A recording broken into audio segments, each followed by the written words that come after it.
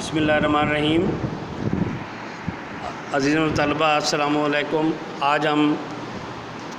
آپ کے مطالعہ نویں جماعت نیم کے مطالعہ پاکستان کا سبق نمبر 1 کا سوال نمبر 6 جو ہے وہ پڑھیں گے، دو قومی نظریے کی وضاحت۔ ہم پچھلے 5 لیکچروں میں نظریہ پڑھا، بھی نظریہ کسے کہتے ہیں، پھر نظریہ پاکستان کو ڈیفائن کیا گیا کہ نظریہ پاکستان، پھر ابھی بات ہوتی ہے جی دو قومی نظریے کی، ٹو نیشن تھیوری۔ نظریہ پاکستان اور ٹو نیشن تھیوری ملتی جلتی چیز ہے، لیکن اس کو ڈیفائن اس لیے کرنا نہایت ضروری ہے، یا اس کا وضاحت نہایت ضروری ہے کہ مسلمانوں کو یہ بات تو ایک ہو گئی جی کہ مسلمان ایسا وطن چاہتے ہیں جہاں اپنے مذہب کے مطابق وہ زندگی گزار سکیں، لیکن اس کی ضرورت پیش کیوں آئی، یہ ایک کوسچنیبل بات ہے۔ تو اس کی ہم آج وضاحت کریں گے کہ دو قومی نظریہ ہے کیا۔ سب سے پہلے ہم بات کر لیتے ہیں کہ دو قومی نظریہ ہے کیا۔ بر صغیر میں پہلے بھی میں بتا چکا ہوں آپ کو کہ بر صغیر میں جو ہمیں پراپر جو ہے شواہد ملتے ہیں وہ 712 عیسوی سے ملتے ہیں، جب محمد بن قاسم نے سندھ پر حملہ کیا تو پھر مسلمانوں نے بھی یہاں رہنا شروع کر دیا۔ مسلمان جب یہاں رہے تو لازمی بات ہے اپنی ثقافت، رہن سہن، اپنی کھانے پینے کے طریقے بھی لے کے آئے۔ ان میں سے کچھ چیزوں کو یہاں کے لوکل لوگوں نے بھی اڈاپٹ کر لیا اور کچھ چیزوں کو ان لوگوں نے اڈاپٹ کر لیا۔ تو اس سے اس وقت کہہ سکتے ہیں جی کہ ہم بلکہ قائد اعظم نے تو یہی فرمایا کہ پاکستان کو اس وقت ہی بن گیا تھا جب ہندوستان میں پہلا مسلمان ہوا تھا، تو یہ لازمی بات ہے، یہ اسی وقت کی بات ہے۔ لیکن ٹو نیشن تھیوری یہ ہے کہ اس بر صغیر میں دو بڑی قومیں آباد ہیں، ایک ہندو ہے، دوسری مسلمان ہے، باقی قومیں بھی ہیں۔ یہ کہنا بالکل ہی غلط ہو، یہ ہم کہیں گے جی کہ باقی کوئی قوم نہیں رہتی تھی، نہیں، بڑی قوموں کی بات ہم کر رہے ہیں، دو بڑی اقوام جن میں ایک ہندو ہے، دوسری مسلمان ہے، باقی چھوٹی چھوٹی قومیں عیسائی بھی ہیں، سکھ بھی ہیں، پارسی بھی ہیں، اور بہت سارے مذاہب سے بدھ مت بھی ہیں، اور بہت سارے مذاہب چھوٹے چھوٹے مذاہب سے تعلق لوگ رکھتے ہیں، لیکن بڑی قومیں جو ہیں یہ دو ہی تھیں۔ ابھی ان کا رہن سہن الگ، ان کا کھانے پینے کا طریقہ الگ، ان کے مذہبی تہوار منانے کا طریقہ الگ، اور سب سے بڑی بات ان کا عبادت کرنے کا طریقہ الگ ہے۔ تو جب یہ دو الگ الگ طریقوں کے رہنے والے لوگ تھے تو پھر یہ لازمی بات ہے جی کہ دونوں الگ پہچان رکھتی ہیں۔ ہندو کو تو شکل سے ہی نظر آ جاتا ہے، لباس سے نظر آ جاتا ہے کہ یہ ہندو ہے، اور مسلمان اپنے لباس سے نظر آ جاتا ہے کہ یہ مسلمان ہے، تہواروں سے نظر آ جاتا ہے، عبادت کرنے سے طریقے سے یہ ڈیفرنٹ آ جاتا ہے۔ تو یہ کہہ دینا کہ بر صغیر میں صرف ایک، چونکہ ہندو یہاں پہ اکثریت میں تھے، تو یہ کہہ دینا ہے کہ یہ ایک قوم کا ملک ہے یا ایک علاقہ ایک قوم کا ہے، یہ غلط تھا۔ تو اسی چیز سے دو قومی نظریہ ڈیولپ ہوا، اور ٹو نیشن تھیوری نے مسلمانوں کو یہ یقین دلایا کہ ہم جو ہے کسی طور پہ بھی ہندوؤں کے ساتھ اکٹھے نہیں رہ سکتے۔ ابھی ہم بات کر رہے ہیں جی بر صغیر میں دو قومی نظریے کی ابتدا کیسے ہوئی۔ پہلے میں آپ کو بتا چکا ہوں جی کہ اس کی ابتدا محمد بن قاسم سے ہی ہوئی، کہ جب عرب یہاں پہ آئے تو عربوں کا اپنا طریقہ تھا، یہاں کے جو لوکل لوگ تھے، ایون کہ وہ یہاں کے مسلمان بھی شک ہوں، لیکن ہندوؤں کے رسم و رواج، طریقہ کار، رہن سہن، باقی چیزیں، کھانا پینا الگ، ہر چیز الگ۔ تو پھر مسلمانوں نے بھی اپنے اپنے، پھر اس کے بعد کیا ہوا جی، غزنی آ گئے، یعنی محمود غزنوی آیا، وہ جہاں لوگ رہے وہ اپنی ثقافت لے کے آ گئے، غوری آ گئے، بلبن آ گئے، خلجی آ گئے، لودھی آ گئے، سادات خاندان نے حکومت کی، اور آخر میں مغل آ گئے۔ تو یہ مسلمانوں کا جو 1000 سالہ یہاں پہ اقتدار تھا، اس نے ہندو معاشرے میں بہت ساری تبدیلیاں کر دیں، اور مسلمانوں کو ایک الگ شناخت مل گئی کہ جی کہ مسلمانوں کا تو ہر چیز الگ ہے۔ بچوں، بات یہ ہے کہ دین اسلام ایک سچا دین ہے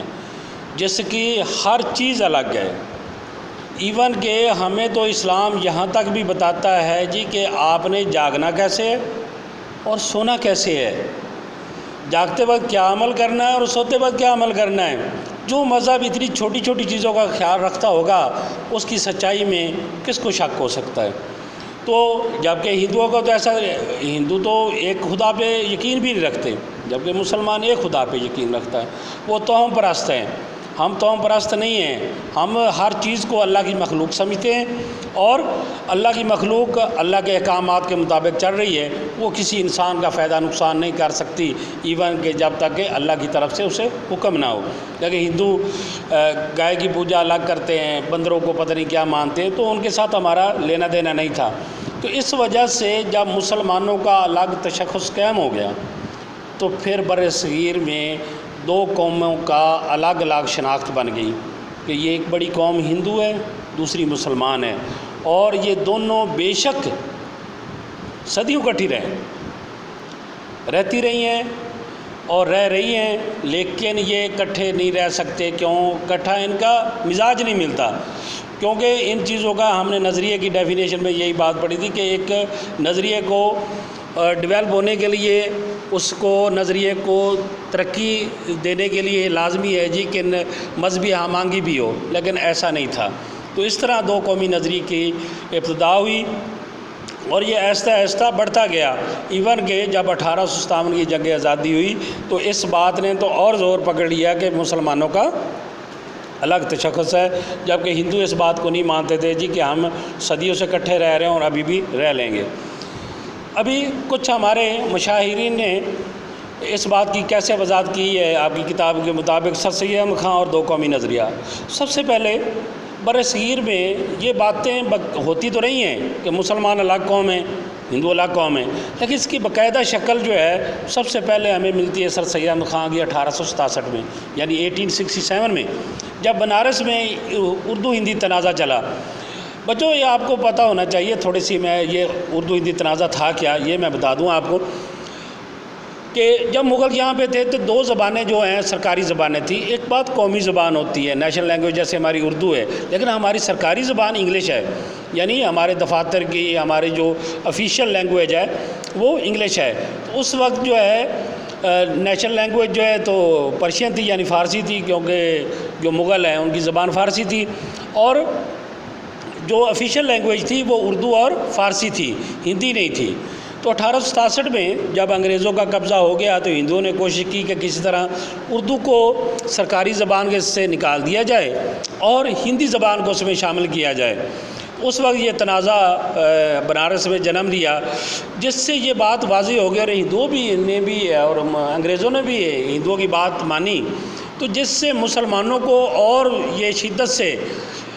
یہ خیال ہونے لگا، شدت سے، کہ کہیں ایسا نہ ہو جی کہ ہماری زبان ہی بالکل ختم ہو جائے، ہماری ثقافت ختم ہو جائے، اور اس سے مسلمانوں کو خطرہ پیدا ہو گیا اپنے مذہب کا۔ کیوں کہ جب آپ کو عبادت کرنے کی اجازت ہی نہیں ہوگی، آپ کو بچوں کو مذہب سکھا ہی نہیں سکیں گے، تو پھر کیسے مذہب یہ آگے چلے گا اور اس کی تعلیمات آگے چلیں گی۔ تو سر سید احمد خان نے فرسٹ ٹائم محسوس کیا، پہلی دفعہ یہ محسوس کیا کہ ہندو جو ہیں ہندوستان کو ایک ہندو ملک بنانا چاہتے ہیں۔ سیکولر کا تو یہ انہوں نے ویسے بھی ڈرامہ کیا ہوا ہے، ہندو ملک بنانا چاہتے ہیں جہاں ہر طرف ہندو تعلیمات ہوں، ہندوؤں کی باتیں ہوں،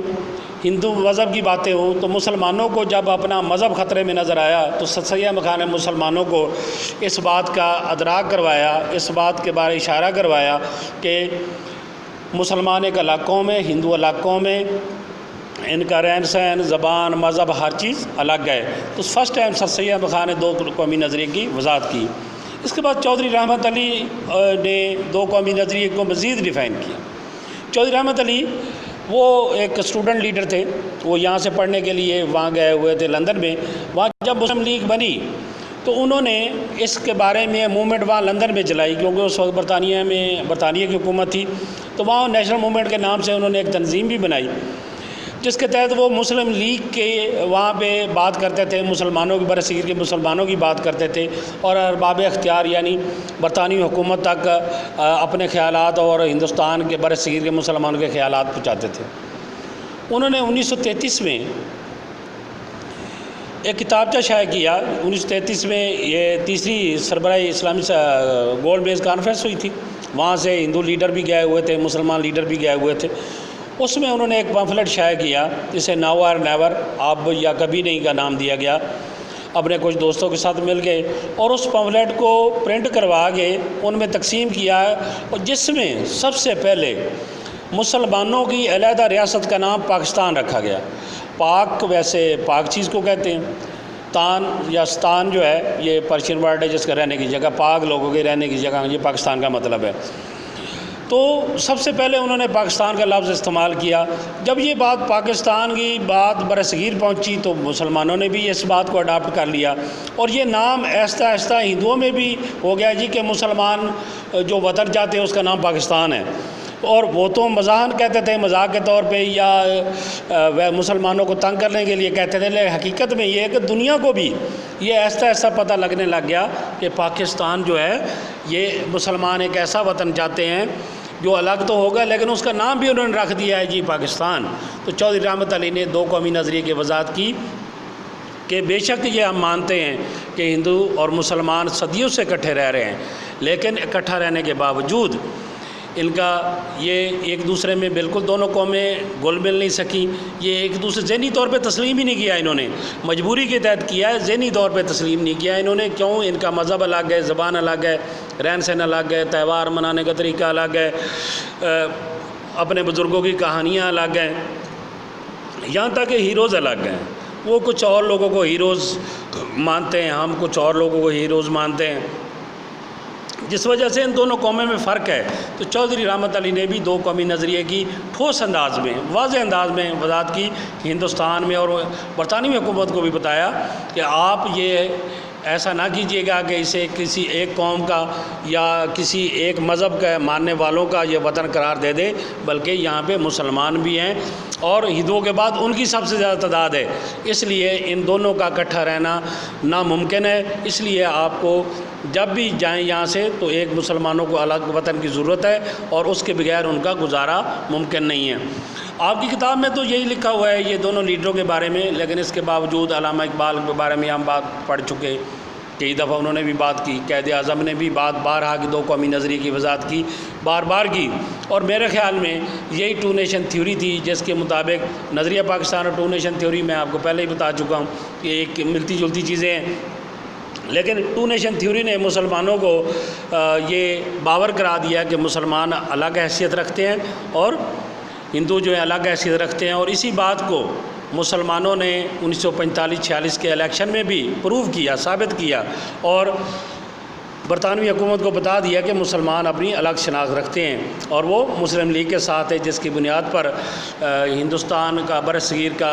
تقسیم ہوئی اور ایک ملک جو ہے ہندوستان بن گیا، اور ایک الحمدللہ 14 کو پاکستان بن گیا، اور یہ ہمارا وطن ہے جس میں ہم آزادی کے ساتھ رہ رہے ہیں، ہمارا پیارا وطن ہے۔ ایک بات میں ہر لیکچر میں یہ بات کہتا ہوں کہ پاکستان اس وقت جو ہے مختلف مراحل سے گزر رہا ہے، کچھ پریشانیاں ہیں لیکن یہ ہمیشہ کے لیے نہیں ہے۔ میرا ایمان ہے کہ یہ پریشانیاں جلد ختم ہو جائیں گی اور پاکستان ایک خوشحال ملک بنے گا۔ اس کے بارے میں بچوں اپنے وطن کے بارے میں اچھی سوچ رکھا کریں، پازیٹیو سوچ رکھا کریں، اور ہمیشہ بات کرتے ہوئے احتیاط کیا کریں کہ پاکستان میں ایسا ہوتا ہے۔ بچوں جن ممالک کا ہم یہ اگزامپلس دیتے ہیں انہیں بھی یہاں تک پہنچنے میں کئی 100 سال لگے ہیں، ہمیں تو 72 ایئر ہوئے ہیں، اور ہمارا فیوچر بہت ہی تابناک ہے، روشن ہے، اور انشاءاللہ آپ اپنی زندگی میں دیکھیں گے کہ پاکستان دنیا کی سپر پاور ہوگا اور دنیا کے فیصلے شاید پاکستان میں ہوا کریں گے انشاءاللہ۔ میں نے آپ کو یہ دو قومی نظریہ سمجھانے کی کوشش کی، آپ اس سبق کو، اس سوال کو بڑے اچھے سے پڑھیے گا۔ میں بار بار آپ کو کہتا ہوں پاسٹ اسٹڈی کو کوشش کیجیے گا، ورڈ ٹو ورڈ پڑھا کریں، کیونکہ ورڈ ٹو ورڈ یہ ہسٹری ہے، اسے اپنی زبان میں لکھنے کی کوشش مت کریں، جو بک میں لکھا ہے وہی صحیح ہے، آپ کا پیپر بھی وہی سے چیک ہوگا، اس لیے بار بار یاد کریں، اچھا کریں۔ شروع میں تھوڑی مشکل ہوگی لیکن آہستہ آہستہ انشاءاللہ ٹھیک ہو جائے گا۔ انسان کوشش کرے تو سب کچھ ہو سکتا ہے۔ اپنا اور اپنے گھر والوں کا، اپنے ارد گرد لوگوں کا خیال رکھیے گا۔ آپ کی سماعتوں کا بہت شکریہ۔ اللہ حافظ۔